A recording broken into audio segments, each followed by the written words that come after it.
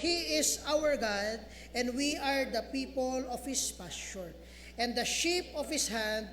Today, if ye will hear His voice. Kung tayo po ay makikinig sa salita ng Diyos ngayong umaga, marinig natin ang gusto niyang sabihin at may uwi niyo ito sa inyong mga tahanan. At ito ay makakatulong sa inyong buhay. Ito ang sinasabi diyan sa Psalms 95:6-7. Lumapit tayo sa Panginoon, tayo ay magpuri, kilalanin niyo ang kanyang kabutihan at ang kanyang kagalingan sa bawat isang buhay na meron tayo ngayon. Kaya sa ating pagsisimula, tayo ay lalapit sa Panginoon sa panalangin at pagtapos ito, tatawagin ko si Brother Don para ilid tayo sa isang pagpuri sa Panginoon sa pamamagitan ng pag-awit. Let's pray. Dear Lord, Heavenly Father, salamat Panginoon sa pagkakataong ito as we start our worship, as we open our hearts Panginoon sa inyong salita Panginoon, sa paglapit namin Panginoon sa inyong kadakilaan Lord. Hindi namin Panginoon makita kung anong mga sirkumstansya meron kami. Hindi namin Lord makita kung ano man ang wala kami, kung anong meron kami. Hindi sana namin Panginoon mabaling ang atensyon sa aming mga sarili o sa ibang tao. Kundi Panginoon, ang aming panalangin Panginoon ay manatili ang aming focus at ang aming pakikinig Panginoon sa inyong salita lamang ngayong umaga. Tanggalin niyo po ang mga distraction at tulungan niyo kami Panginoon na lumayo sa distraction at kami ay makatutok sa inyong purong salita. Lord, nanalangin din kami sa mga kakanta, sa mga awit at sa magtuturo ng iyong salita Panginoon na i-bless niyo po sila na ang kanila pong motive at purpose ay maging tangi lamang mapurihan po kayo at may pakilala kayo Panginoon sa pamamagitan ng pag-awit at sa pamamagitan Panginoon ng mga pag-aaral Panginoon. Lord, hiling po namin Panginoon na ang worship ngayong umaga ay maging tungkol lamang sa inyo at wala nang iba. Salamat Panginoon, binabalik namin ang kapurihan sa inyong pangalan, sa pangalan ni Jesus namin tagapagligtas. And the people of God say, Amen. Tayo po ay magpuri sa Panginoon. Let's all sit down as we call Brother Don para ilid tayo ngayong umaga sa ating unang hymno. Brother Don, please.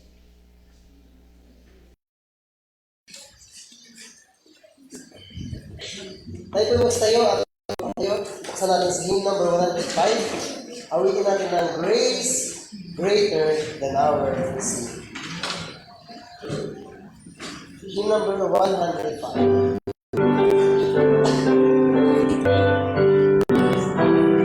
Awitin po natin from first hanggang third stanza. Grace Greater Than Our Sin. So the first verse sounds marvelous grace of our God.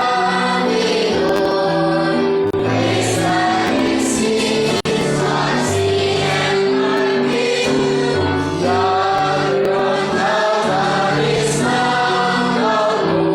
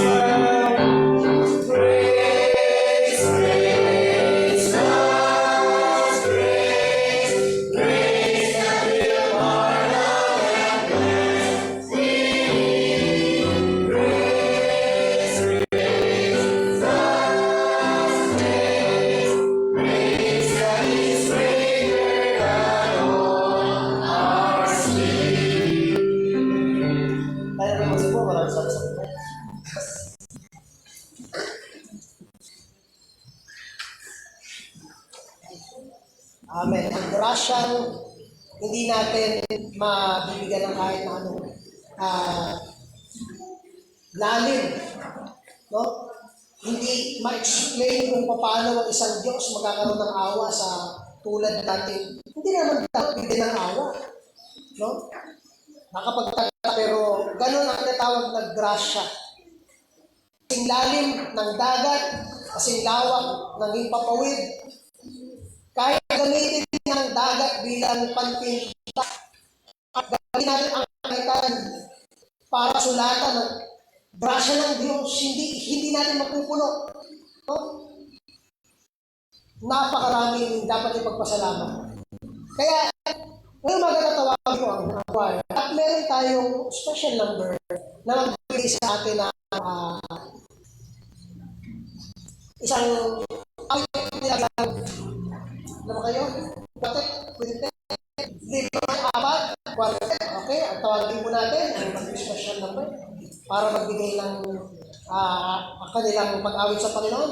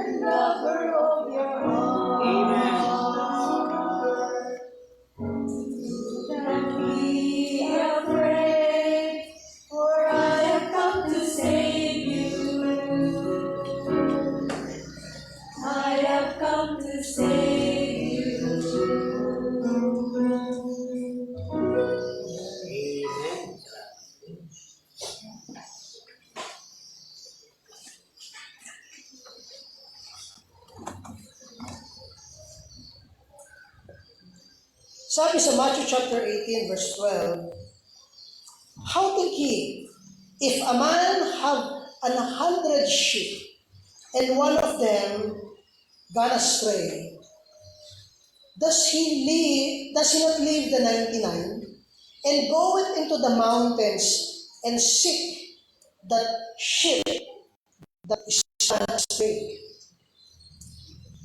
And if so, if he find it, verily I say unto you, he rejoiceth more of that lost sheep than of the 99 which went not astray. Amen. This verse, pinapakita nito sa atin. Hindi iiwanan ng Diyos yung mga mananampalataya. No? The point of this verse is simple. Handa siyang iwanan ng kanyang pagka-Diyos para lang abutin yung mga nawawala. Sabi sa John chapter 3, He came not to condemn, but to save, which was lost. At ang kaligtasan natin hindi dahil ang Diyos ay basta lang pumitik at tayo ay nagbago ulit.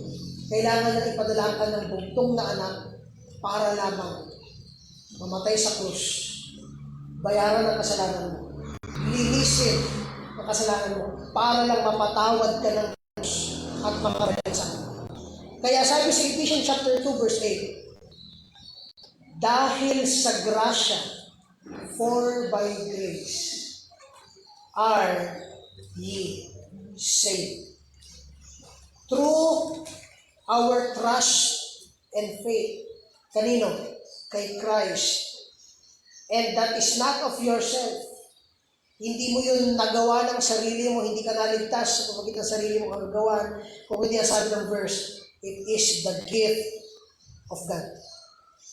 Not of works, lest any man should boast. Yan yung eksaktong sabi sa verse 1. Walang makapagyayabang.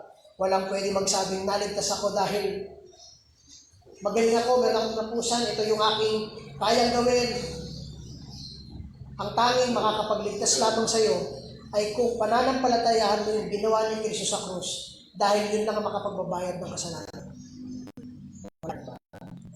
Ang awitin po ng choir this morning is titled, Amazing Grace, Amazing Love. So, tindi ng grasya na binigay ng Panginoon ay mga rebelde. Kung ikaw nga hindi mo matansya yung dati mong kaibigan na inis ka. Pero Diyos ay na sobrang sama natin. Kung tayo hindi natin kaya tansyahin ang kapwa natin ang Diyos, pinahaba niya ang kanyang awa at grasya para lang hindi ka agad-agarang patayin sa impyerno. Hindi, para bigyan ka ng pag-asa na magbago ng buhay at kilalanin si Kristo. Pakinggan po natin ang awitin, Amazing Grace, Amazing Love.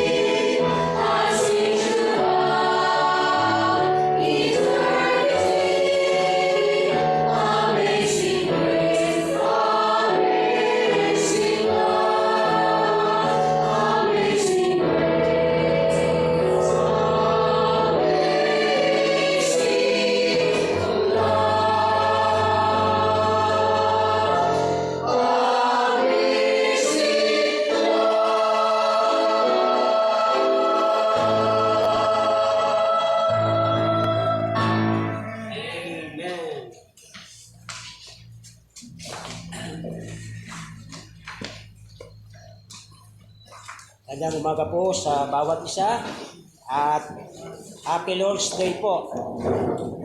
At ngayong umaga po ay ating pag-uusapan ang nasa Psalms chapter 42 ng inyong mga Biblia sa Lumang Tipan, Salmo, Kapitulo 42, talataang 1 hanggang 11. Okay, tayo po ibig tayo sa pagbigay galang sa pagbabasa ng salita ng Diyos. Okay? Sagutan po kayo, verse 1, verse 2. Okay? Handa na po ba kayo? Psalms 42, verse 1. Ready na po ba kayo? Okay, basahin na po ninyo sabay-sabay, verse 1, begin.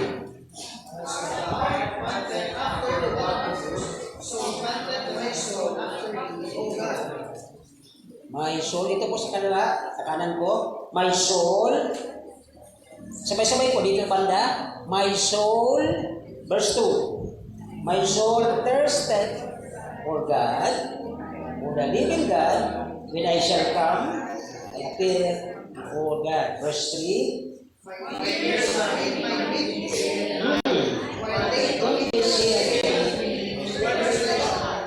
grabe ano, minuminuti ako pinagsasabihan siya. O ano ngayon, nasa Diyos mo.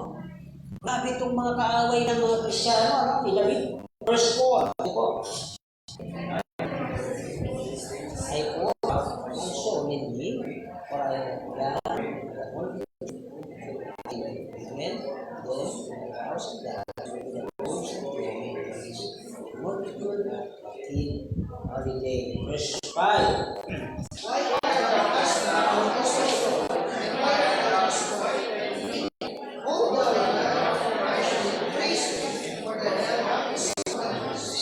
Ang pinas na ginagamit dito ng Bible ay yung mukha o kapangyarihan o karakter ng Diyos. Ano bang countenance meron ng Diyos? Anong klase bang Diyos siya sa atin? Yan po ang sinasabi ng countenance. Verse 6.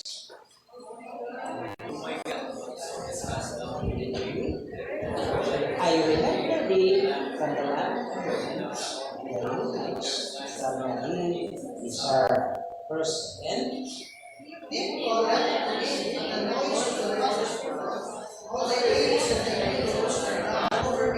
Okay, no? Okay, so verse 8.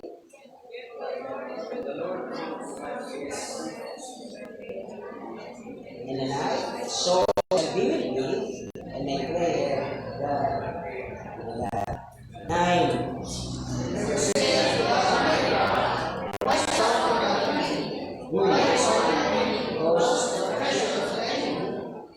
Okay, verse 10.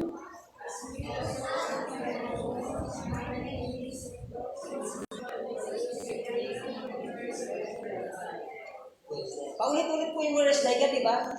Parang nang-aasa sila araw-araw, minuminuto. O sabi mo, nagbabible ka. Sabi mo, nagtutulong ka. Sabi mo, nasa ng Diyos mo? Yeah. Last po, verse 11. Why are you cast down, O my soul? Hope thou in God, for I shall yet praise Him, who is the countenance of my God. Sa umaga po ito, pag-uusapan natin, kinuha po natin dito sa inulit-ulit na 2 beses. Verse 3, sa huling pong salita, where is thy God? Ano bang Diyos mo? Diba?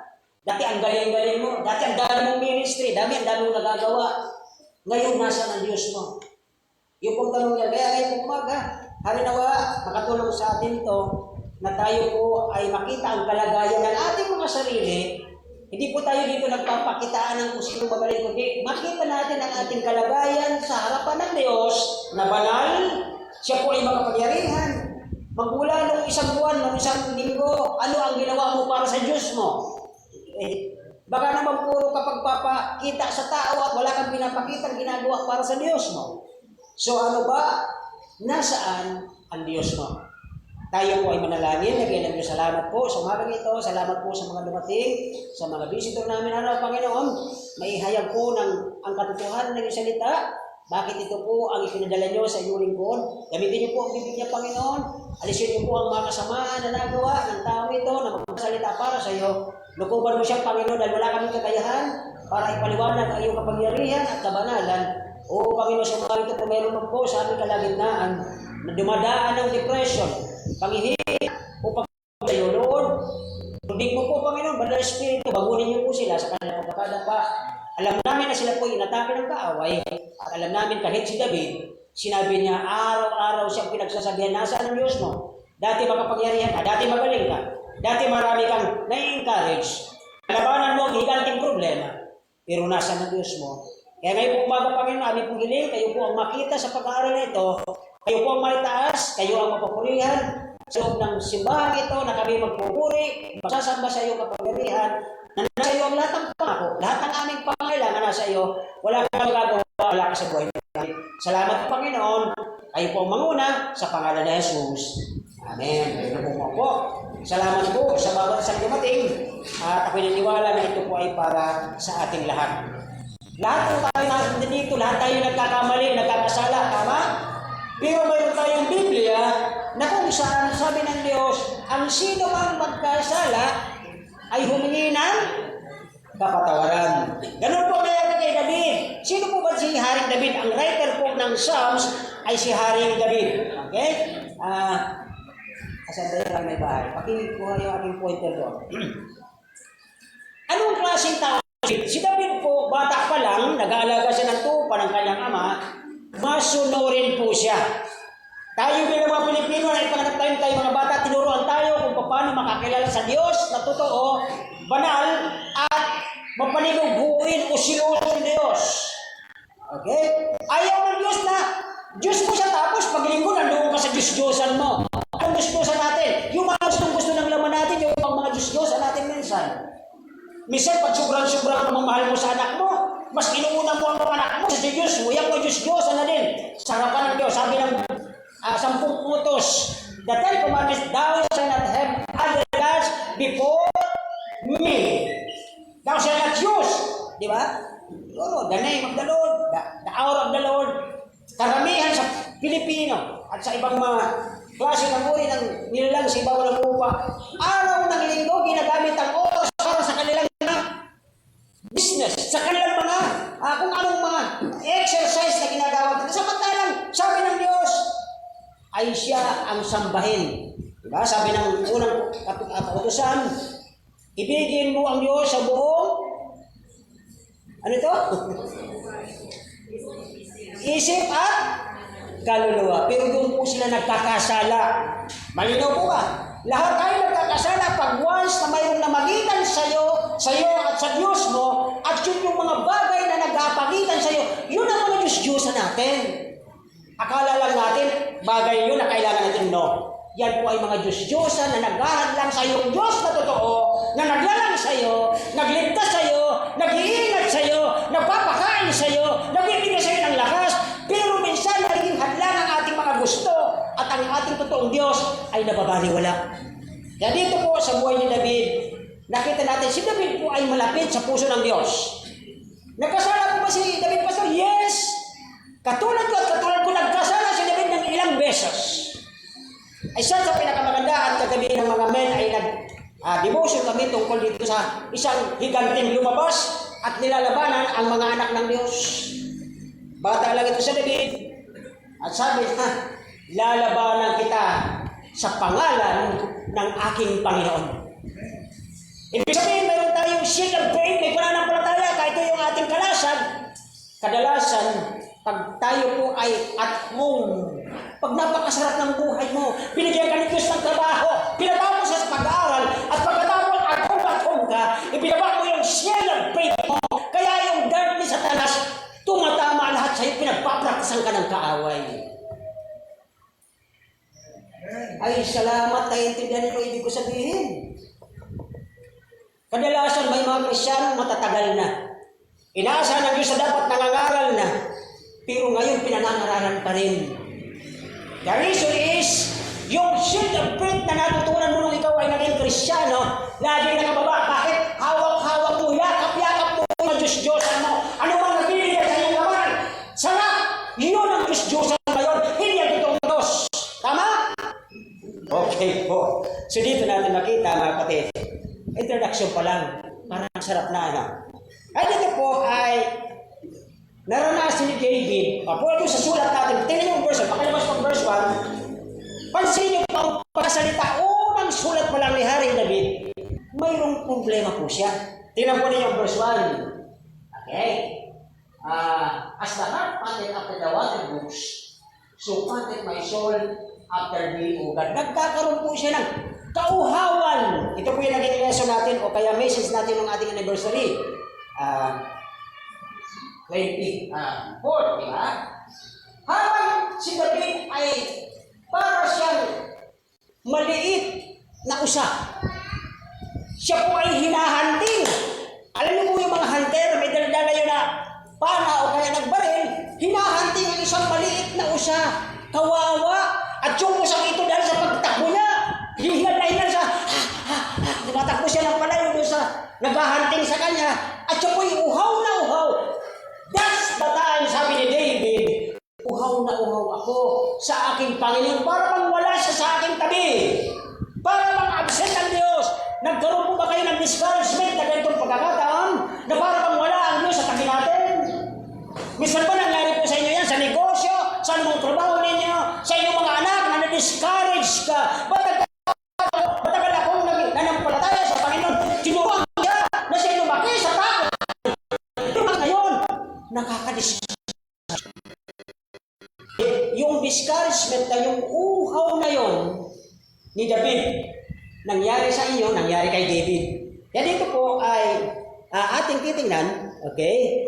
Sa verse 1, ay pinakita niya yung kanyang sobrang kauhawan dito. Yung heart na sinasabi dito sa verse 1, yung word na heart, okay? Ay tinutukoy dito ay isang batang usa. Okay? Sabi dyan, as a heart and po, or a deer, heart, a deer. Yan.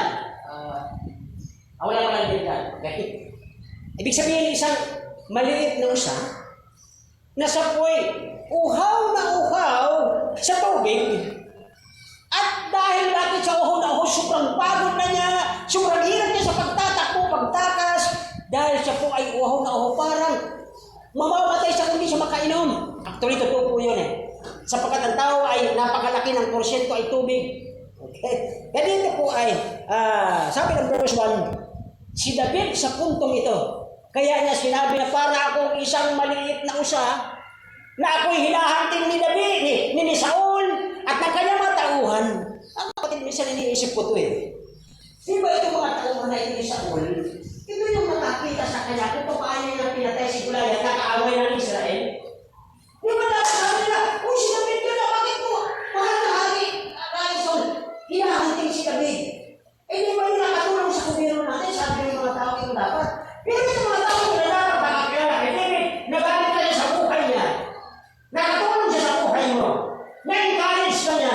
Dahil sa ginawa ni David, alam mo, ito po yung mga tao, ito ang mga nagiging parang mga nakupe, mga judgmental. Alam mo yung mga judgmental na kaisipan? Ito yung mga, nagiging silang mga ano ngayon eh. Fault finder. Ang mga fault finder number 1, kaya sila maraming napapansin na problema. Are you listening? Ang mga fault finder, kaya marami silang napapansin problema kasi wala silang ginagawa. Huwag kayo magagalit sa atin, ha? Sapagkat ito yung mga staff ni Haring Saul, ito rin yung mga staff ni David, kasama niya sa opisina yun ng kaharian. Alam nila kung paano si David nakatulong kay Haring Saul, paano si David nakatulong sa gobyerno ni Saul, at paano si David nakatulong sa bayan ng Diyos, sapagkat mahal ni David ang kanyang Panginoon. Kaya sabi niya, lalabanan ko kayo sa harapan ng Panginoon. Huwag mong nilalait ang Diyos namin, sapagkat ang Diyos namin ay Diyos na buhay. Ay mga tao ayaw maniwala sa Diyos na buhay. Gusto nila sa patay. Ay hayaan natin sila doon. Now dito po ay, sabi ni David dito, na dapat sila itong mga kakilala ko, ito yung mga kasama ko dati nung binibigyan ako ng hari ng espada ng pagkalaki, hindi ko nga kaya kasi hindi ko patisted yan eh. Sapagkat ako ay gumagamit ng aking pananampalataya pag ako may problema. Pag may Goliath, may isang nag-arose, luwas na higanting problema sa aking buhay, ang ginagamit ko ay shield of faith, ang binibigyan sa ng Diyos. Minsan mga sabi ni Haring Saul, anak, sabi niya kay David, maliit ka pa kasi. Ganyan ito yung helmet ko.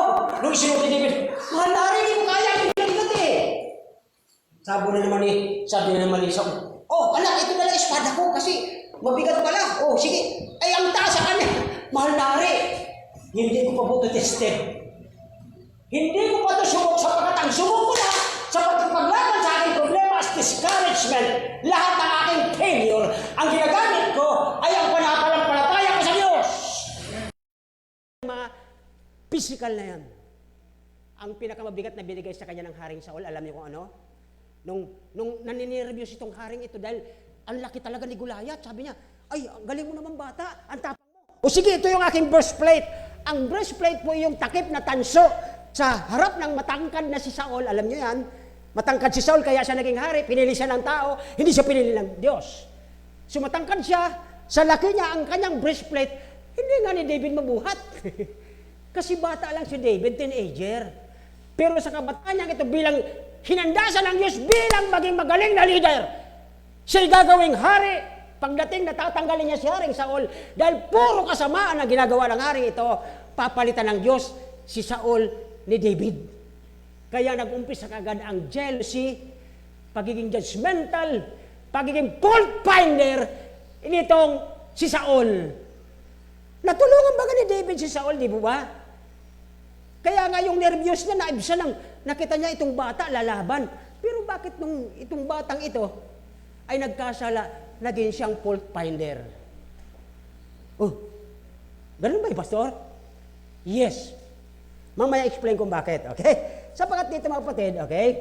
Katulad dito ng isang siya po ay pagod na si David, hinahanting na siya po ng Saul na ito na kanyang tinulungan, yung mga staff nito na mga elite force, ay mga natulungan niya ito para ito ay mapunta doon sa haring ito, dahil ito po ay hinayaan ni David, siya dapat doon hinayaan niya ito ni David sa biyaya ng Diyos.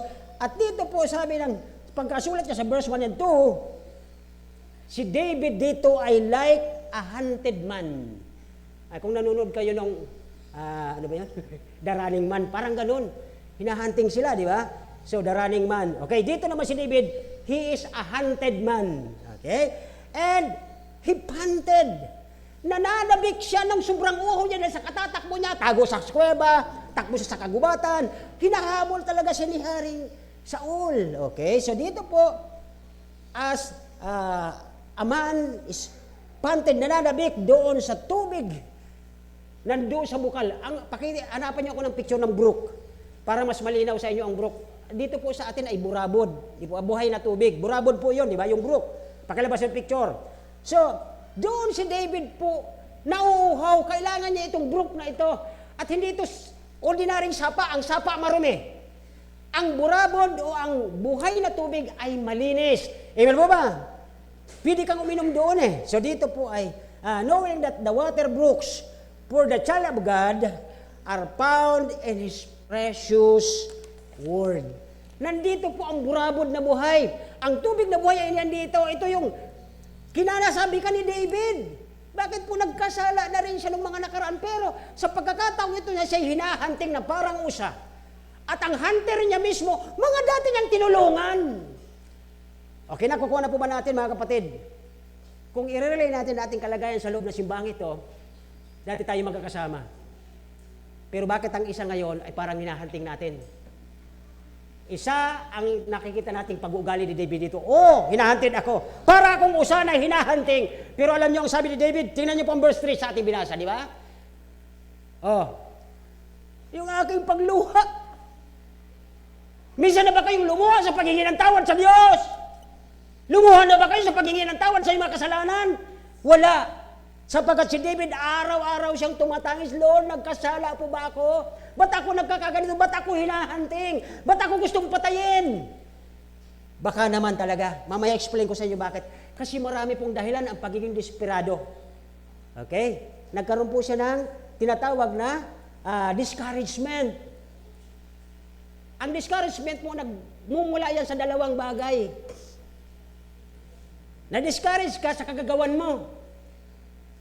Ang isang bagay, na-discourage ka kasi ibinaba mo ang pananampalataya mo, yung shield mo na dapat pangtakip mo yun sa sarili mo, ibinaba mo dahil gusto mo yung buhay mo ngayon, ang yabang-yabang mo dahil ikaw ay andyan na sa yugto ng buhay mo na yan, ang yabang mo na, Lord, hindi na kita kailangan, kaya ko nang mabuhay, pamilya ko, hindi ko na kayo kailangan.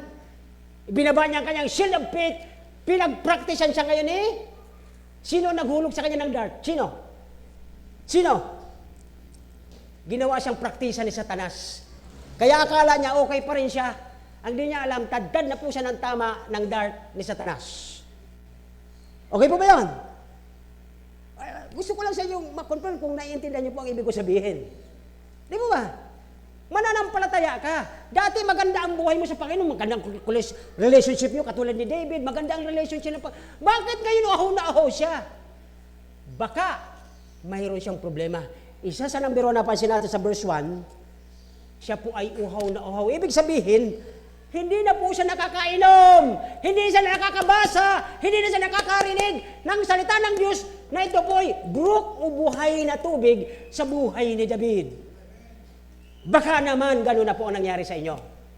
Kaya akala nyo buhay na buhay ka, pero grabe na yung uhaw mo. Ito po isang maganda rito mga kapatid. Sana hindi ko ito makalimutan.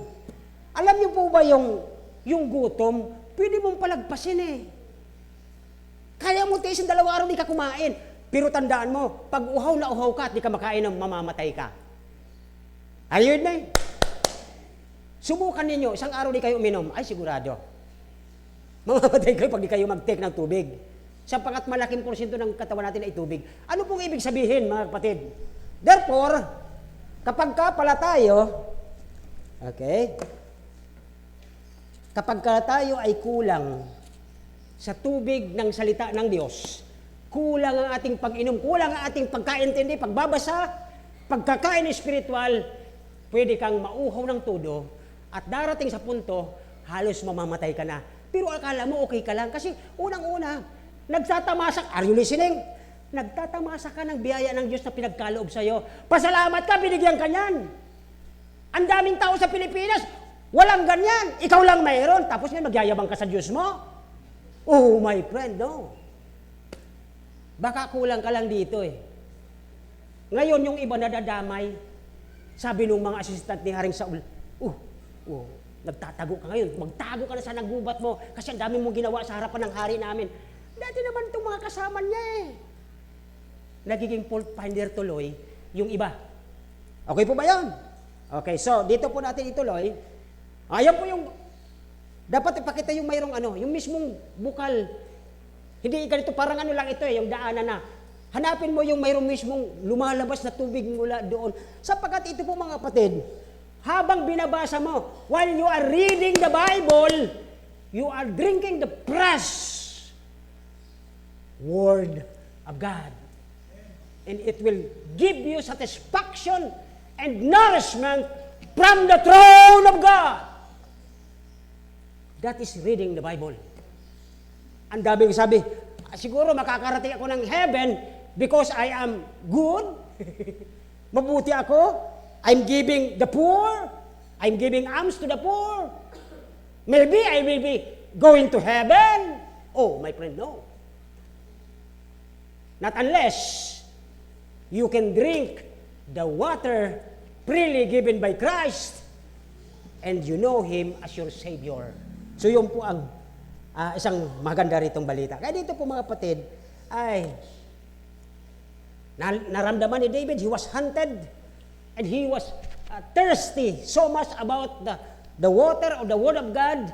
Bakit kaya po nauhaw siya?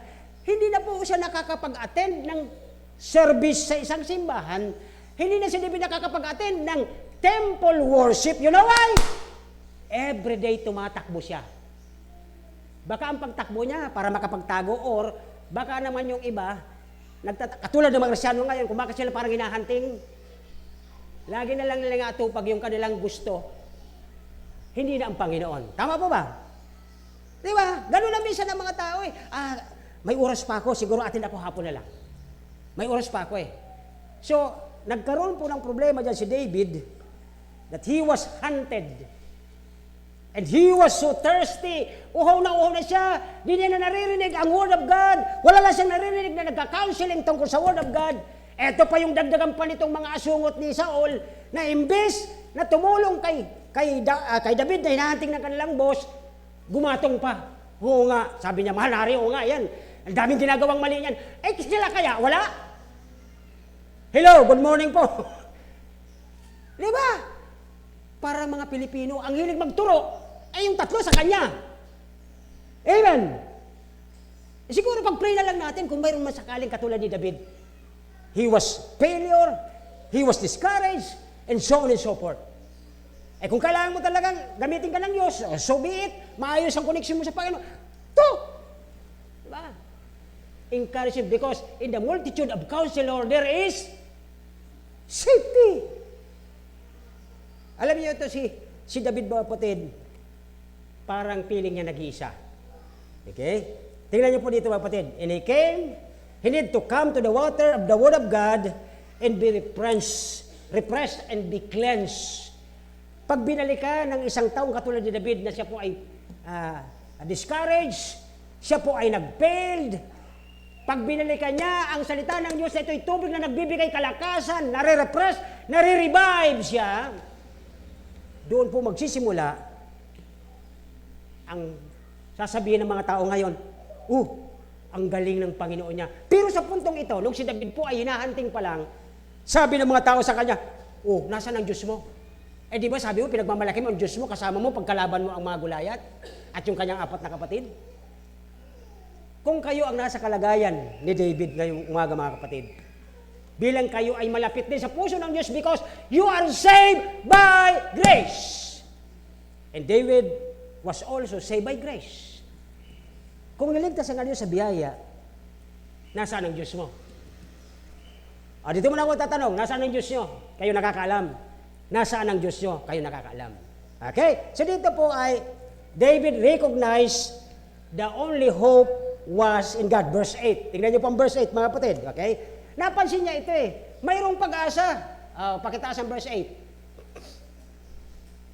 Okay? Mayroon bang tao dyan? Yan. Yet the Lord will what? His and the hindi day night.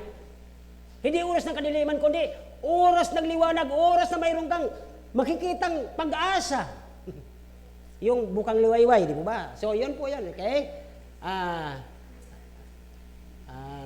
Daytime and in the night, His song shall be with me, and my prayer unto the God of my life.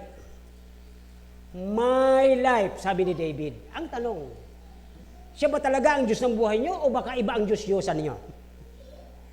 Amen. So dito po ay isang napakaganda rito.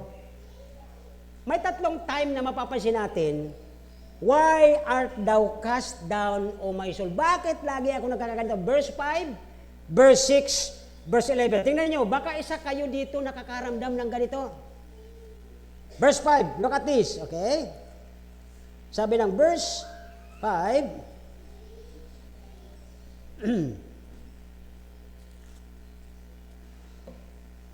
why art thou cast down? Underline, okay? Underline niyo po, bakit ako nagiging cast down? Okay? Verse 6. Sabi ng verse 6, Oh my God, my soul is cast down within me. Dalawa na pong cast down. Sa Bible, pag inuulit-ulit, napakahalaga. Why my soul is cast down? Tanong ng writer. The writer is David himself. Okay? And number 3, verse 11. Verse 11 says, okay, sabi ng verse 11, Why art thou cast down, O my soul? Bakit pinatatahimik? Di ba? Why disquieted me? Isa sa mga papansin natin dito, 3 times repeated, ano po, inulit-ulit ito, okay? Bakit? The psalmist commanded that we should hope in the Lord. Okay? May problema, so mayroong pag-asa sa Panginoon. So, when the trials of burden ay mag-umpisa sa buhay natin, pag dumadaan tayo, katulad ng time na ito, kung bakit nasulat ni David ang Psalms 42, David was in the trail of difficulties and trials. Nandoon siya sa dadaan na yun, sapat na yun. Nandoon siya sa daan ng yun na napakahirap ng kanyang buhay at nasa pagsubok siya. Nakagawa na nga siya ng mabuti, di ba? Sabi nga niya nung nagdala siya ng baon sa mga kapatid niya doon sa panahon ni Goliath, ano ang nagawa ko? Sumunod lang ako sa tatay ko, nadalang kayo ng pagkain. Bakit ako pinagagalitan? Di ba? Ang dami pong mahiwagang ibig sabihin ang mga sinulat ni David dyan. Now, dito po mga kapatid, okay, katulad ng example na ito, okay, the living God is the one who answer our prayer, and He is the one in time used by David kung siya po may problema.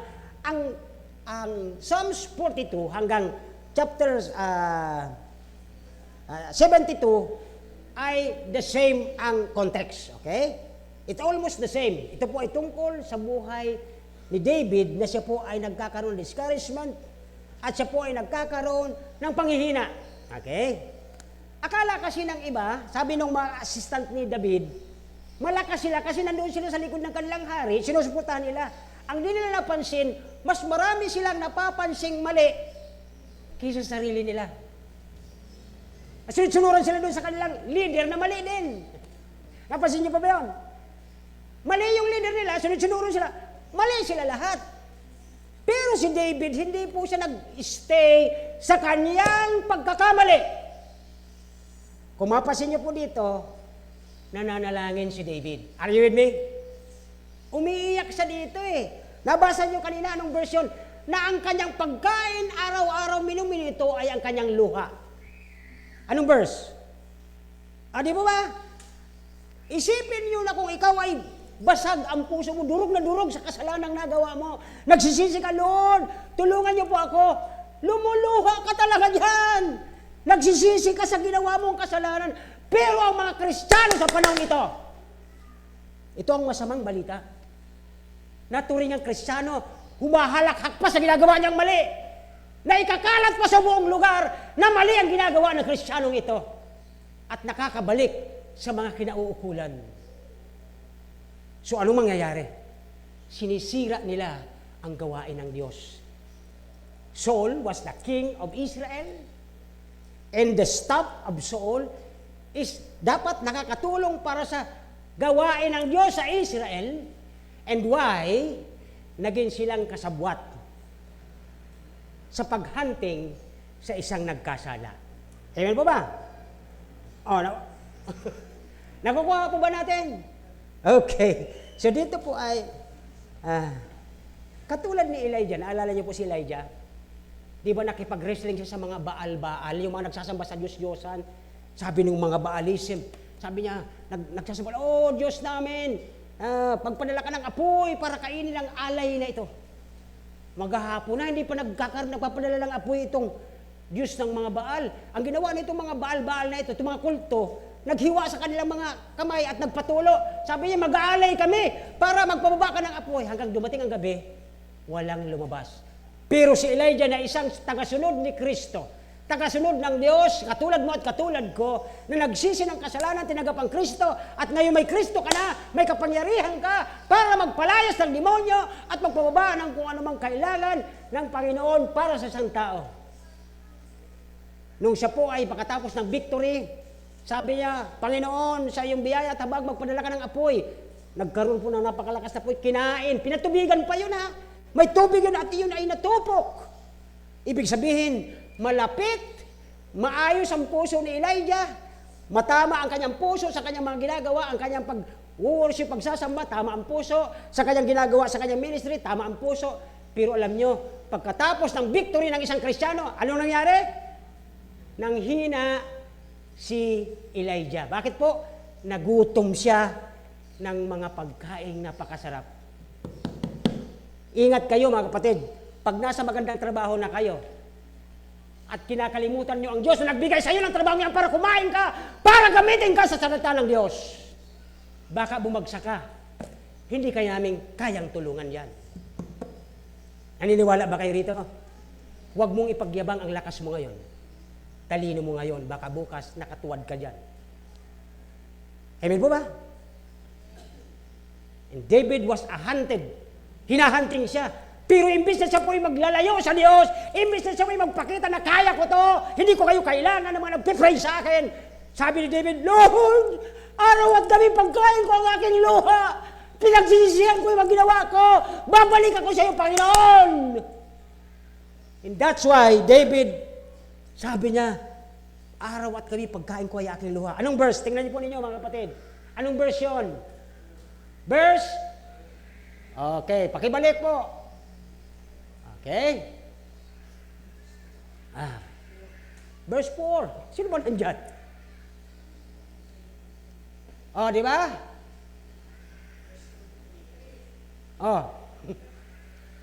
Tingnan niyo po mga kapatid. Minsan ba, did you remember when was the last time you are praying and you are crying, Lord, have mercy? Did you remember when? O baka naman, you always remember, Lord, give me this, give me that, and give me this. Wala ka ng ibang bill mo ko, bigyan mo ko, bigyan mo ko, bigyan mo ko.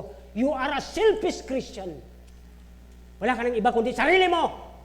Hindi mo alam na nasira mong gawain ng Diyos. Amen. Makasarili ka. But dito sabi ni David, my tears have been my meat. Every day, he was crying with a broken heart. Lord, have mercy. Why I am hunted? Ako'y araw-araw papatayin ang aking hari. Tinulungan ko siya nung siya nanginginig, nung mayroong kaaway si Goliath. Naihihi siya sa pantalon. O sa kaya ano man yung suot ng hari. Sa kanyang nervyos, kaya sabi niya, ay salamat, patawag mo ang batang yan na matapang. Dali mo rito, bibigay ko ang helmet ko, bibigay ko ang espada ko, bibigay ang lahat sa kanya. Sabi ng batang itong espiritual, mahal na hari, hindi ko pa subok ang kapangyarihan ng armas mo. Ang subok ko ay ang kapangyarihan ng aking Diyos. Subok niyo ba ang kapangyarihan ng Diyos niyo? Pag kayo ay may problema, baka naman Diyos-Diyosan lang yung sinasabi niyo. It is not the true God who is a living God. He was angry with the wicked every day. That is our God. Hindi siya Diyos-Diyosan. He is a true living God. Kaya dito po mga kapatid, mauubusan ako oras. First point. Okay, palabas natin ang first point dito mga kapatid. Okay? Bago tayo magpunta doon, you know what? Ang depression, panlulumo, panghihina, sometimes, kagagawan mo, may nagawa kang mali eh.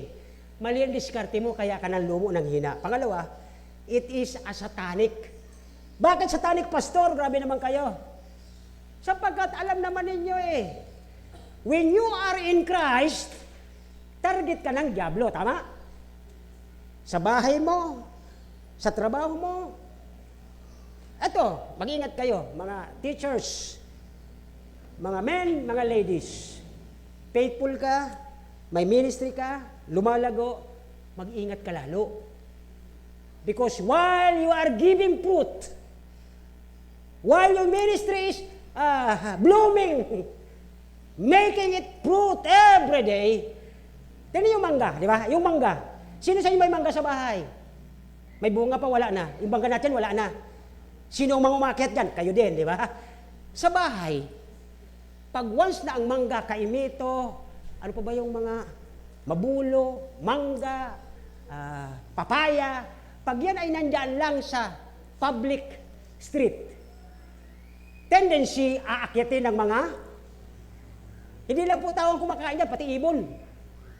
Kaga, lahat ng insekto kumakain kasama tao. What is my point? The point is, once na mayroon kang ministry, nagagamit ka ng Diyos, galit na galit ang kaaway sa'yo. Tapos di ka nag-ingat, tingnan mo ang bunga ng pagiging swail mo at di mo pag-iingat, nasaan na ang ministry mo. Are you with me? Ang sabi ko sa inyo, pag-pray nyo ako dito mga kapatid, baka isang araw ako naman atakihin, mawala ako dito. Pray for your pastor. Eto nga, di ba? Andoon si David, nandoon siya mismo, ginagamit ng Diyos sa kaharian ni Saul. Aba, hinahunting pa siya. Mga kapatid, the first point na ating makita, number 1, is the complication or the problem. Ano ba ang complication dito? Verse 3. Verse 3 po. Number 1, verse 3. Pakalabas yung pointers natin kung naisulat. Hindi na maintindihan sulat ko. First one is the complication or the problem. Where is thy God? Ano ang problema ni David? Number 1. Sabi niya rito sa verse 3. Okay? Ano sabi niya? That is, that is personal. Hello. Wala naman nalayo ng pinagsasabi ko. Pag sinabing my, me, I, sino ang tinutukoy niya? Ang kanyang? Sa madaling salita, hindi siya spiritual, kundi siya ay? Pag hindi spiritual, siya ay? Makalaman. Parang medyo mababaw naman. Makalaman siya. Puro laman ang nasa isip niya. Puro yung siya ang nakikita niya eh. Okay? Bakit naman tears, kapatid? Bakit naman, Pastor, tears? Okay? Why tears? Have been my meat day and night. Hinahanting na nga ako. Gusto na akong patayin. Mga kapatid, ito po ang isang maganda. Ladies and gentlemen, mga nanay, mga tatay, are you listening? Sometimes, si Absalom, na anak ni Haring David, nung si David na ang naghahari, wala na si Saul, inalisan ng Diyos kasi puro pasaway ang ginagawa nito. Tinanggal siya ng Panginoon. At nung si David na ang hari, alam niyo kung sino naman ang pasaway na sumunod? Sino naman kanyang hunter? Sino naman ang gustong pumatay sa tatay niya? Anak po, anong pangalan? Si Absalom. Tatay, nanay, makinig kayo. Ang ganda-ganda ng spiritual mo, may ministry ka, baka si Absalom mo ang gumagawa ng paraan para madamay ka sa ministry ito. Tama? Pag-pray mo, na huwag kang madamay. Because Absalom, sabi ng Panginoon, akala mo lalabanan mo, ako nag-uutos dyan, ako nagpo-protect dyan, ako nagpapakain dyan ng aking salita. Diba? Ang ginawa ng Diyos, habang hinahabol niya ang kanyang ama, di ba? Matinding habulan, at dahil siya po ay mahaba ang buhok, sana naman magpagupit na lang.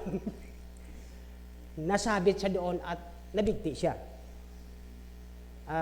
Sabi dito, my tears have been my meat a day and night, while they what? Nagyayabang pa itong mga ito eh. Bakit? Hindi ko na kayo kailangan, kaya ko na mabuhay. Sabi ni Absalom. Amen! Amen! Darating mga anak ninyo, sasalitaan kayo ng ganyan eh. Sabi ni Absalom, bakit pa? Gusto ko rin maging hari eh. Tanggalin kita dyan sa pusto mo, patayin kita, di ako magiging hari. Look at that! Hindi ba ni David tinuruan yung anak niya? Yes! Tinuruan niya ito ng magkatakot sa Diyos. Pero, because the heart is deceitful above all, ingatan mo ng anak mo paglaki. Lalaki man yan o babae, sana huwag maging Absalom sa pamilya mo. Huwag niyo kong titingnan. Hindi ako Absalom sa pamilya ko. Amen. Sapagkat takot ako. Kung ako'y magkakasala, alam ko pag pinalo ako, damay ang aking mga magulang at kapatid. Alam niyo ba ito? Alam niyo po ba yan?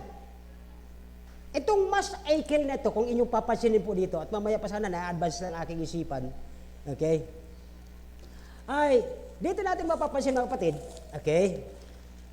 Sabi diyan, ang aking luha ay pagkain ko araw at gabi. Mayroon pong malalim na papangailangan si David dito. Sabi ni David, bilang siya'y mananampalataya, bilang santo ng Diyos, katulad mo at katulad ko, tayo mga banal ng Diyos, ang tawag sa atin ay santo ng Diyos. Banal. Bakit tayo naging banal? Dahil yung ating kasalanan, nung naniwala tayo kay Kristo, hinugasan na ng dugo ni Kristo. Nung tayo tumanggap sa Kanya, automatic ang banal na Espiritu naninirahan sa buhay natin. Paano ka nakakagawa ng mali? Baka ang ginawa mo, pinalungkot mo ang banal na Espiritu nakatira sa iyo, kaya ka nakakagawa ng mali. Di po ba? May bantay ka eh. Imposibleng makagawa ka ng mali, nandiyan ang Holy Spirit. May ginawa ka, baka nalungkot ang Holy Spirit sa ginagawa mo, wala ka ng bantay. nagagawa mo na ang gusto mo. Kaya dito po, ang word na yon na sinasabi ko sa inyo, okay, yung fault finder na ito na kasama nila Saul, ay, ang ibig sabihin nila, gusto nilang bigyan ng kalungkutan itong si David. Bakit kaya? Naiinggit pa sila o trip lang nila, di ba? Gusto nilang bigyan ng kalungkutan itong si David. Okay? You know, sorrow is always sense of lack. Kaya ka nalulungkot kasi may kulang. Tama po ba? Kaya ka halimbawa, nung mamatay yung aking nanay, nalungkot ako. I was sorrowful, full of sorrow. Bakit? May nawala. Mga kapatid, magtataka ka. Matagal ka ng Kristiyano, wala na pala ang salita ng Diyos sa puso mo at wala na ang Holy Spirit na nag-guide sa iyo. Bakit ang saya mo pang gumagawa sa labas ng kalukuhan? Ibig sabihin, hindi mo na-realize na wala ka na sa tamang lugar. Wala ka na sa pagbabantay ng Diyos, wala ka na sa biyaya ng Diyos, wala ka na sa grasya ng Diyos, at ang nabubuhay na lang sa iyo ay ikaw, ako, at ako pa rin. Yes, mabubuhay ka, pero hindi ko alam kung kailan ka tatagal. Yan lang po ang ibig sabihin dyan. Ano po? So, minsan, may mga sick loved ones tayo, di ba? May mga may terminal na sakit. Yan ang nagiging dahilan because lack of health ay nagkakaroon tayo ng sorrow. Okay? At dito po ay ang ultimate na sorrow na tinutukoy dito ni David is the sense of the lack of God. Malungkot siya kasi kulang siya ng salita ng Diyos. Hindi siya makapag-attend ng worship. Hinahanting siya. Nagtatago siya kung saan-saan. Hindi siya makapag-devotion kasi maya-maya andyan na yung humahabol. Pero may mga Kristiyano ngayon, masaya pa sila. Nagpo-post pa nga minsan daw eh. Oh. Masaya pa sila sa ginagawa nilang mali. Samantalang wala na nga ang Panginoon sa kanila. Ito po ang nakakatakot. Pero mabuti po itong buhay ni David, nakita natin ngayong umaga. At ang pangalawa doon sa verse 2, kung inyong babalikan lang, okay? Sa lugar na si David ay hindi makapag-public worship kasi wala nga, di siya makalitaw eh. Hinahanting siya, hinahabol siya at papatayin siya. Nagkaroon po ng depression stage sa buhay ni David. Okay? At siya ay naging dahilan yung kanyang depression na ito, na para bang feeling niya, wala ang Diyos. Ito na po yun mga kapatid. Nakakatakot na isa sa mga anak natin, o ako, o ikaw, feeling mo wala ang Diyos tapos gagawa ka na ng mali. Yun ang nakakatakot. Eh wala naman dito sila pastor, wala naman dito si brother, wala naman si sister. Nakakatakot po yung lugar na ganon. Anong lugar yan? That is lugar ng confusion. Parang feeling mo wala na ang Panginoon, walang Holy Spirit na nagbabantay, walang mga kapatid na nagpe-pray sa'yo. Ang feeling mo, nag-isa ka lang sa lugar na kaya mo doon mabuhay. No man is an island, sabi ng kasabihan nila, di ba? So dito po ay David depressed sa kanyang stage na to, na-depressed na po siya dito, na para bang sabi niya, parang wala ang Panginoon. Kaya dito po ay isang example na gagamit yung ganito. Okay? Sino may batang maliit na dala doon sa Sunday School, di ba? Tayo, pag may mga maliit na bata, okay, ina-attempt natin, sinusubukan natin, nabigyan siya ng laruan o ano mga bagay na magbibigay sa kanya ng kasiyahan para di siya magparaiyak. O naunawaan po ba natin? Bibigyan mo siya ng laruan. Panandalian lang po ang ligaya niya doon. Pero alam nyo, ang totoong anak, nauuhaw sa gatas ng ina. Oh, yung mga nanay, maniniwala kayo dito. Diba? Bigyan mo ang bata ng anumang laruan yan. May pera, lahat, pagkain. Panandalian, matutuwa yan. Pero mamaya hanapin niya ang totoong kanyang pagkain. Ang gatas ng nanay. Sa isang Kristiyano, mga kapatid, ito ang totoo. Magtataka ka kung isang Kristiyanong ito hindi naghahanap ng kanyang gatas ng salita ng Diyos. Nabubuhay siya. Saan kaya siya nabubuhay? Saan siya umiinom? Saan siya kumukuha ng gatas?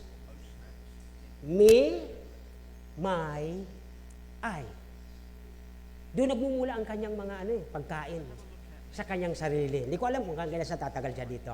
So dito po ay na-depress si David.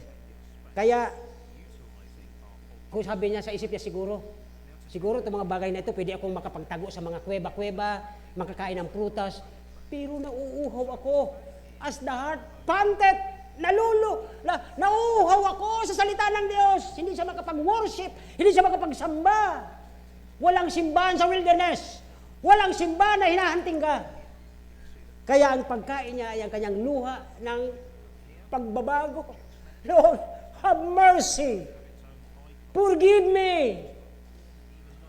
May broken heart. Umiiyak siya doon, hindi po siya nagpa-plastic dito dahil nasa bingit na po ng kamatayan ng kanyang buhay. So dito mga kapatid ay sa isang taong pwede siyang mabuhay na wala ang Diyos, wala ang mga Kristiyano sa paligid niya. Yes, pwede ka mabuhay pansamantala, pero iiyak ka kasi kailangan mo ang gatas ng salita ng Diyos. Amen? And panghuli dito sa ating first point mga kapatid. Okay? You must feed. You must have the sincere milk of the Word of God. Yan ang tamang nutrition sa isang Kristiyano.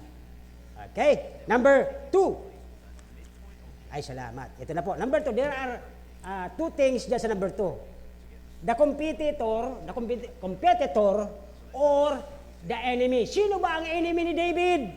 Sino ang kalaban ni David sa puntong ito? Number 1, letter A. Pakalabas po ating punto. Okay? Yan, verse 3. The enemies. Number 1. Okay? Sabi ng aking kaaway, my enemies say, where is thy God? Sabi ng kaaway niya, nasaan ang Diyos mo? Diba? Diba? Yung kanyang anak na si Absalom, tinatarget ang trono. Sabi niya, nakikita kita, nagsasamba ka sa Diyos, nagpipray ka sa totoong Diyos. Nung hinahabol ni Absalom yung kanyang tatay, sabi ni Absalom, nasaan ang Diyos mo? Tumawag ka! Papatayin kita! Alam niyo yung pagsalitaan ng gano'n Absalom, doon nagalit ang Diyos Sinabi talaga siya doon sa hanggang sa labigti siya Huwag nating lalabanan ng Diyos, hindi natin kaya siyang talunin. Nakakatakot ito Sumisipa lang tayo sa matalim. Okay? Mga anak, nandiyan ba kayo mga kabataan? Mga anak, nandiyan ba kayo? Huwag na huwag niyong lalabanan ng magulang niyo pagdating sa salita ng Diyos. Baka ibitin kayo ng Diyos sa puno. Hindi ang magulang. Pwede ba yung pastor? Pwede. Okay. Nagawa na niya Kaya niya gawin ulit. Okay. Huwag yung pagdadahilan ng kasi na, minsan, yung ulit-ulit ko sa pulpitong ito, kung may trabaho ka na, magmamalaki ka sa magulang mo. Ba't sino ba dapat masunod? Ako may trabaho, ako nagpapakain sa inyo. Ha? Saan mo natutunan yan? Ito yung lesson ni Absalom Nilalaban na yung magulang niya, pinatay siya ng Diyos. Tandaan niyo yan! Amen! Hindi kayo pinanganak para kayo ilumaban sa magulang. Kundi mahalin niyo, tulungan ninyo! Hindi pagka nakaisip kayo ng kung ano naisipan niyo, iwanan niyo magulang mo, kunin mo yung sarili mong sweldo, bakit magyayabang ka? Walang ganyan na anak. Ang mga anak ng Diyos ay mga mabait at mapag-alaga sa kanyang mga magulang. Kasi may mga batang ganun ngayong panahon Ano ba yun? Yung dami biro mo, pumapatay na ngayon yung mga bata pa lang, pumapatay na, grabe. So, ito po yung dahilan. Sabi ni David dito, there are two kinds na nagsasalita sa kanya. Sabi ng kaaway niya, nasaan ngayon ang Diyos mo? Sabi ng anak niya una. At dito po ay ating titingnan, okay, na,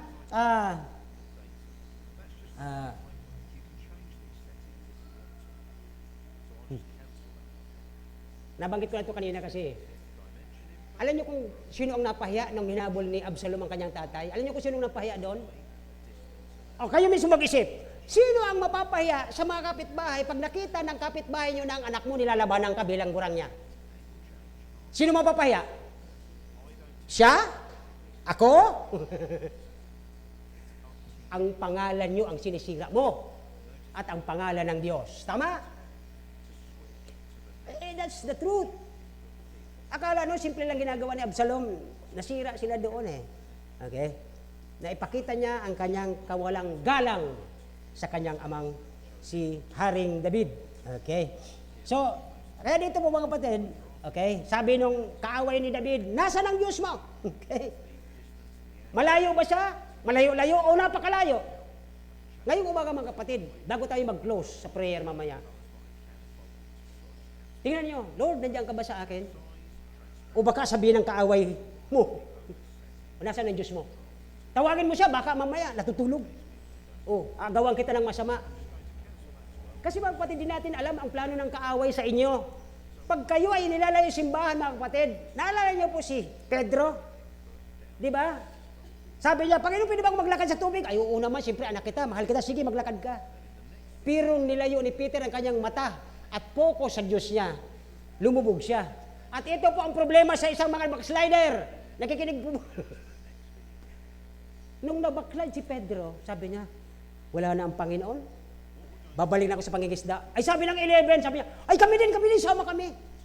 Ang pinaka number 1 na nakakahugot ng mga mahina sa church ay yung mahina. Katulad ni Pedro.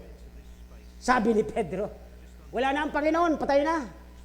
Babalik ako sa pangingisda. Aba, nung marinig nung 11, sabi niya, kami din. Sama kami sa iyo. Realize niyo po ito mga kapatid, alalahanin niyo. Hindi tayo niligtas ng Diyos.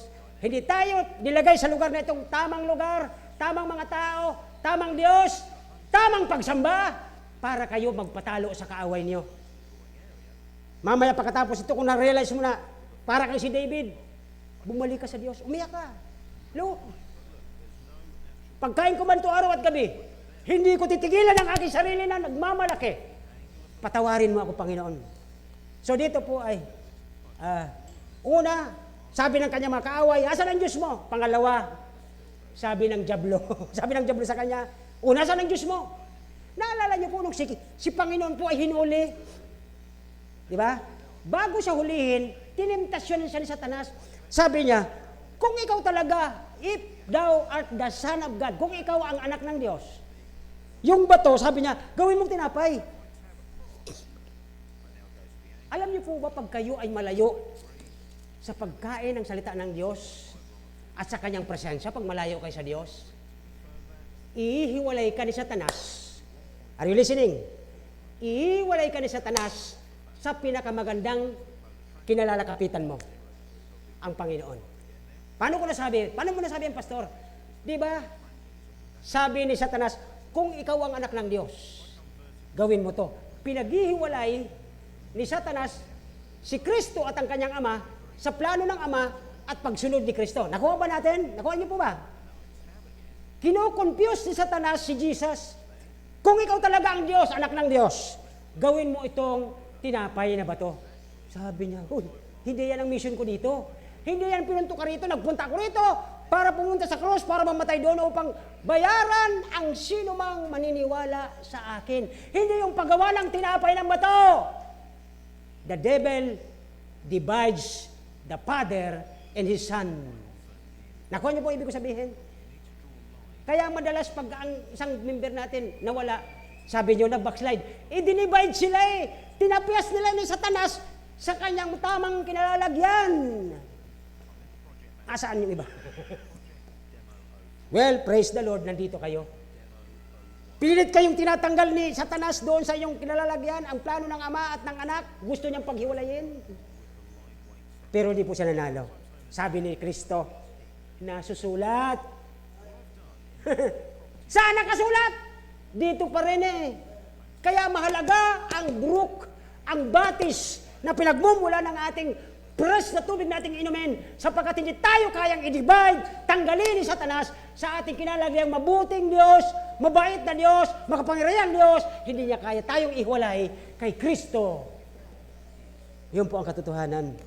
Kaya mga kapatid, napakabilis na ng oras, ay sa point number 2 natin, the competitor, ang kanyang mga kalaban ay ang kanyang sariling kaaway at ang Diablo. Okay? At alam naman niyo ito, sa kahit mga bata, alam ito, di ba? Sino sa inyo nanonood ng Wild? Yung mga animal na hinahabol ng layon, yung mga maliliit. Pag ganun ang kalagayan ng ating mga anak sa school, kung saan man, ang Diablo, tinatarget sila kasi mahina. Unfaithful. Di ba? May napanood ako sa Wild, yung elepante na nauna yung nanay, Yung bata kasing elepante, matigas yung ulo kung saan siya pupunta. Ay di ngayon, hinanting siya ng mga lioness. Nahulog siya ngayon doon sa putik sa makagalaw. Alam niyo, ang puso ng ina, kahit elepante siya, sabi ko, parang ina din siya eh. Ginawa niya ang lahat kahit malapot yung dinadaanan niya, pinilit niyang marating yung anak niya na pinagbubunot, kinakain ng leon.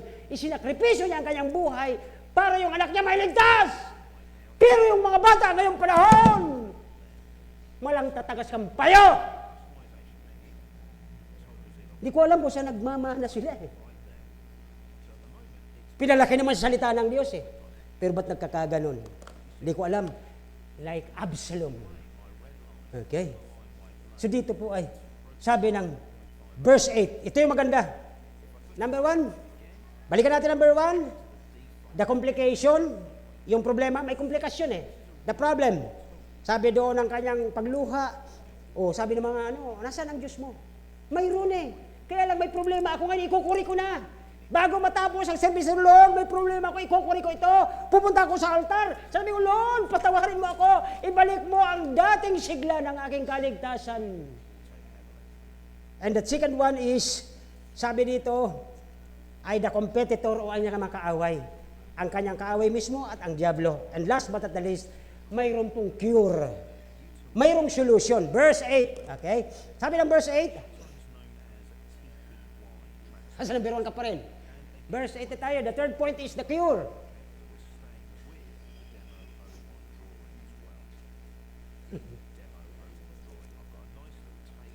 Asan ba si Dana? Verse, number 3 na. Verse 8. Basahin po natin verse 8. Sabi po dito ng verse 8. Okay. Lumipat ang aking Bible. Verse 42, verse 8. Okay. Yet the Lord will command His loving kindness. Tingnan niyo ang Diyos na makapangyarihan. Uutusan niya ang kanyang pagmamahal, yung grasya, mahabagi na Diyos. Bubuhusan ka ng grasya at kahabagan. Kung magsusuko ka ng buhay mo, ng puso mong matigas sa Diyos. Like David. Sabi ni David, Lord, yung aking luha pagkain ko araw at gabi, isinusuko ko ang durog kong puso, nagkasala ako sa iyo.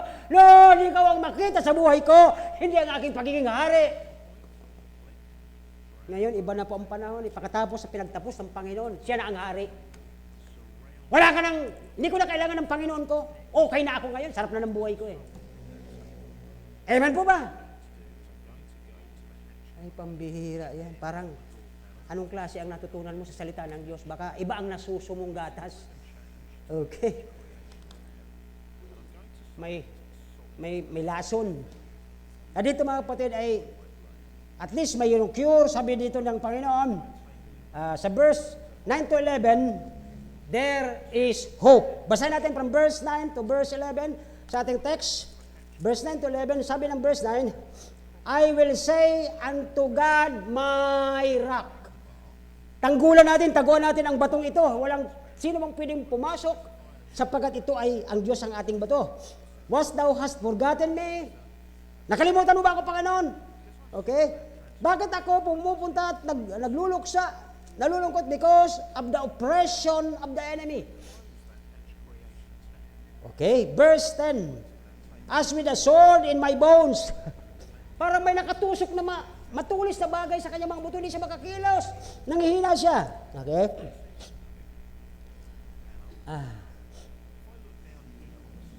Tama ba ito? Baka 43 na ito. 42.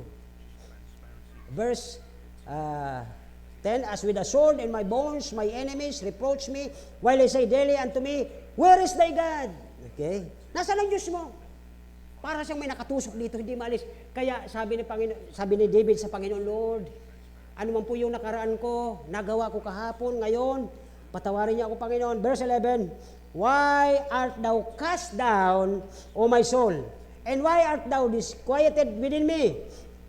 Ito po yung magandang solusyon. Hope thou in God. Ito po, lagyan niyo ng guhit. Magtiwala kayo sa Diyos. Alam niyo po ba nung ginawa tayo? Are you listening? Magtiwala kayo sa Diyos. Ang Diyos ang gumawa sa iyo. Kumuha siya ng lupa, putik, inanyuan niyang mukha, kamay. pero yan ay hindi gumagalaw. Pero sa isang ihip ng Diyos, Theopneustos, naging buhay tayong kaluluwa, kaya tayo kumikilos.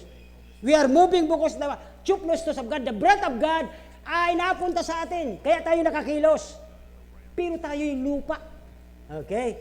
Kaya sabi ng verse 11, if you would like to underline this, hope thou in God. For I shall yet, what? Kahit anong nangyayari sa buhay mo, hinahanting ka, ino-oppress ka, nadidepress ka, yet I will praise the Lord. Ulitin nga natin sabay-sabay, yet I will praise the Lord. Kahit anong pinagdadaanan mo, kapatid. Bakit? Sino ba ang may gawa niyan? Bigyan ko kayo ng mga text. Pakilabas mo na mabilisan kung sino nasa operator. Isaiah 54:13-17, look at verse 15. Okay? Lagyan nyo ng Tagalog para maganda para sa mga high school natin. Isaiah 54:13. Isaiah 54:13. Ito po yung solution ng Diyos sa atin. Nangihina tayo, yes, like David, nagkakasala tayo, yes, pero kailangan natin kumain ng luha sa pagsisisi. Bumalik loob tayo sa Diyos. Verse 13 ng Isaiah 54. Okay, basa po. Di ba? At magiging malaki ang ay pastor yung sumusuhay. Ano ang kabaliktaran nito? Good morning po. Naintindihan niyo ba sinasabi ko? Kung ang anak natin ay magpapaturo sa Panginoon, ay magkakamit siya ng, pero kung magsisimutin siya sa Panginoon, ano bang kabalit nito?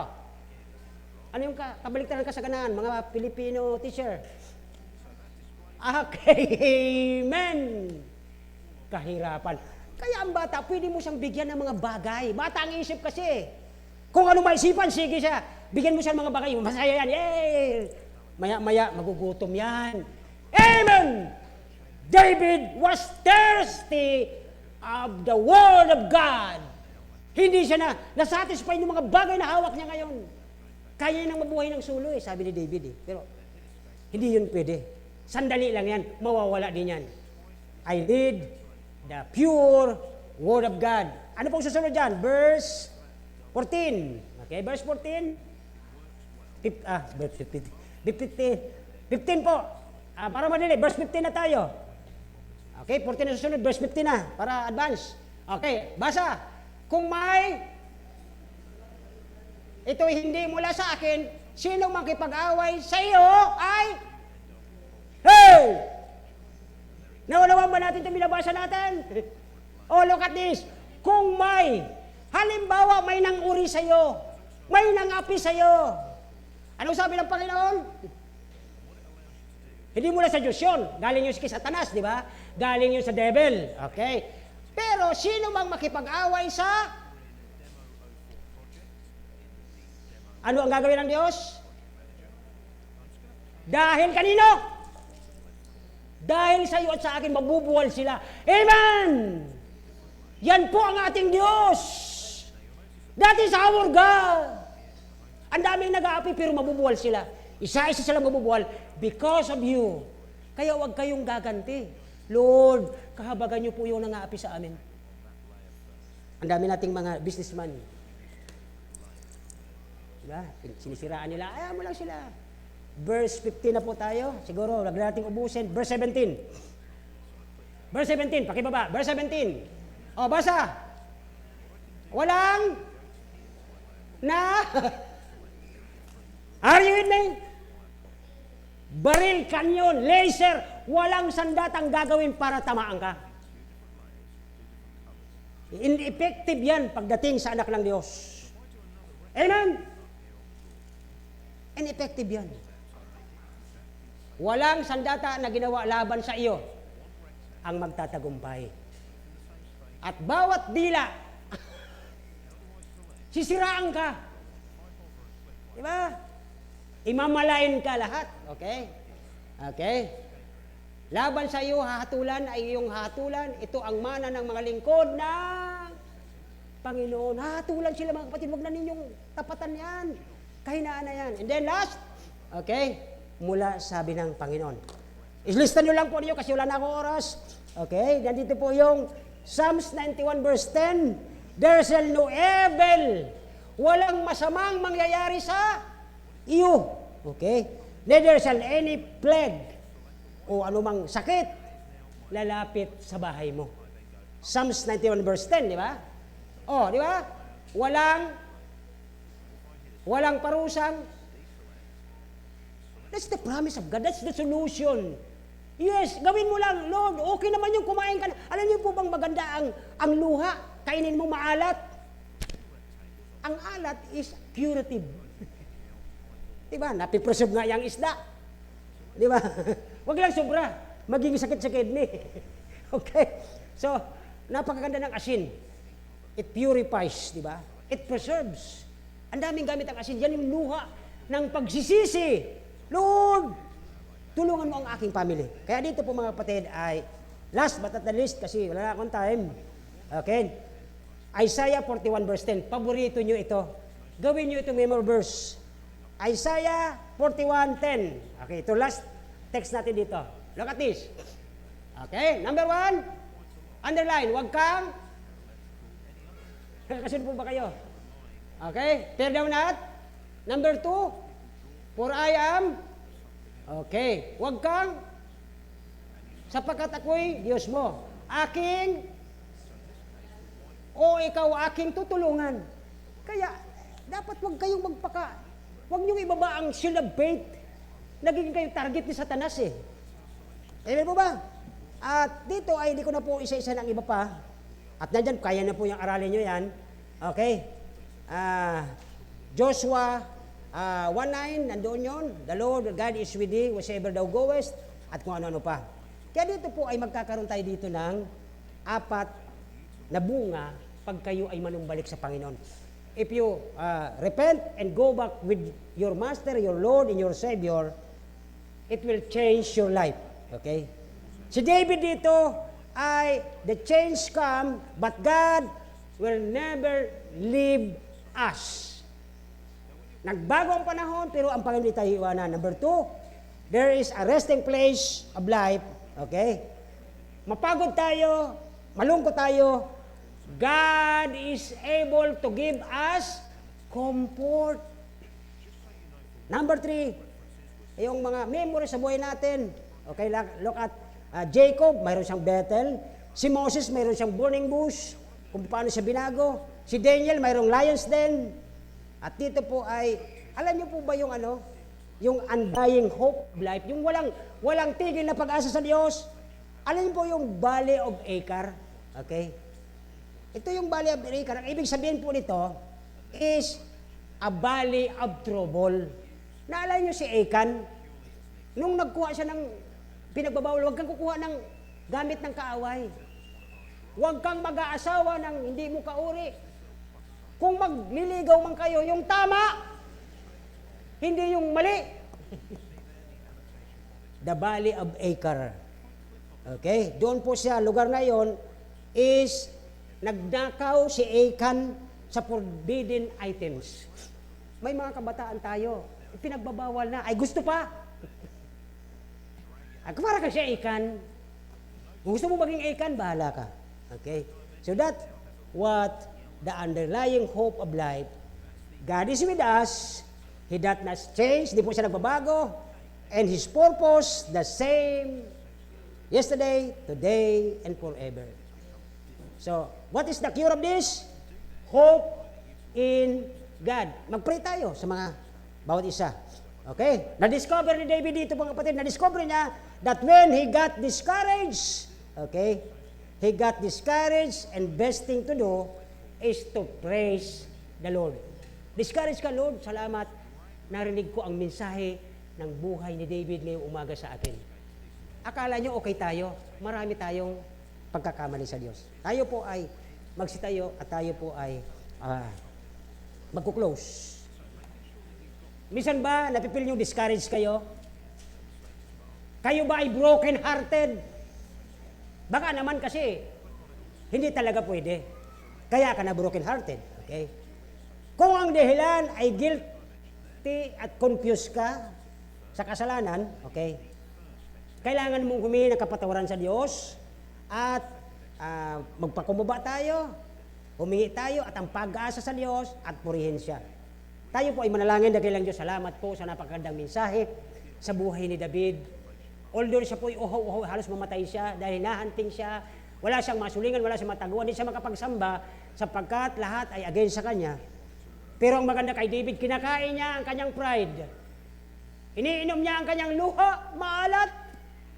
Pero may natutunan siya sa kanyang buhay. Na-discover niya na magtiwala sa Diyos, kaya siya pinatawad ng Diyos. Lord, ngayon pong umaga, kung kami man may mga kapatid na dumadaan sa ganitong kalagayan, madiscover nila, Panginoon, ang na-discover ni David. Magtiwala, magkaroon ng hope sa Panginoon, at upang magkaroon po siya ng magandang kinabukasan. Habang po tayo nakayuko, nakapikit ang ating mga mata, kailan mo huling kinausap ang Panginoon? Akala mo okay ka pa, pero katulad ni David, uhaw na uhaw ka na pala. Di ka makabalik kasi may naghahunting sa'yo. Pero ang sabi ng Panginoon, mag-hope ka sa Kanya, walang armas na ginawa para sa'yo, walang sino mang against sa'yo. If God be for us, He can be against us. Nilalang tayo ng Diyos for a purpose. Kung may nagagawa ka sa Panginoon, ituloy mo. Pero kung kamali na ginagawa mo, tumigil ka, humingi ka ng tawad. Tayo niligtas para sa purpose ng Diyos at Kanyang plano. Tayo po inilinis ng Diyos para tayo magamit ng master natin para makapagdala ng kaluluwa sa Kanya. Paano tayo gagamitin ng Diyos kung tayo mismo ay marumi ang ating buhay? Katulad ni David, lumuluha siyang humingi ng tawad, humingi siya ng tulong na makabalik sa presensya ng Diyos dahil uhaw na siya, mamamatay na siya sa uhaw. Gusto nilang marinig ang salita ng Diyos. Harnawa sa umaga ito mga kapatid, kung sakali man mayroon po kayong pinagdadaan ng ganitong nangyari sa buhay ni David, may the Lord help us. Dakilang Diyos, salamat po sa umaga ito, salamat po sa napakagandang mensahe. Na-bless po ako, Panginoon, salamat po. Hari nawa, wag mangyari sa aking pamilya, sa aking sarili. Ngayon pa lang, Panginoon, magpapasalamat na kami. Salamat, Panginoon, na kami ay di mo pinadaan sa kanila sapagkat di ba, baka di namin kayanin. O Panginoon, i-revive niyo po ang buong simbahan. I-revive niyo po ang bawat isa. Kung sakali mayroon pa pong nag-atubili at gusto pang i-divide ni Satanas, alam namin talo na si Satanas, wala na po siya magagawa. Sapat kami ay yun ang pag-aari. Patawarin niyo po ang bawat isa. I-bless niyo po ang buong simbahan ito. I-revive niyo po ito sa harapan mo. Maging mga soul winner, maging mga faithful at mga giver. In Jesus' name we pray. Amen. Amen.